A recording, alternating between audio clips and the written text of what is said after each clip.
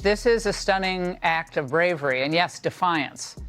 Two high school track stars refused to stand on the medal podium after placing in the Oregon State Championship for the high jump.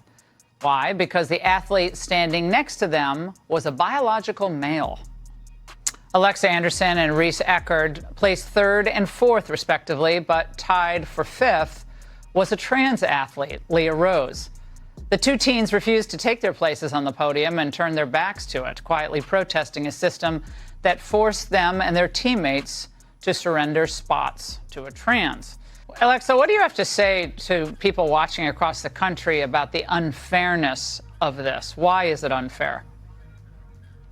It's unfair because biological males and biological females compete at such different levels that allowing a biological male into our competition is taking up space and opportunity from all these hardworking women. The girl in ninth who should have been in eighth and had that podium spot had that taken away from her, as well as many others. I think one thing that we've talked about is access to the podium, access to those scholarships. And in this situation, not even just that access, but the First Amendment issue that came about when they were asked to and kind of sidelined from the competition here.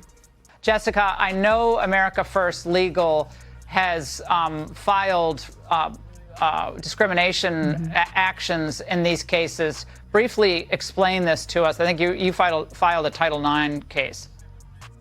Yes, so America First Policy Institute, we filed a complaint with the Department of Education asking them to look into the Oregon Department of Education.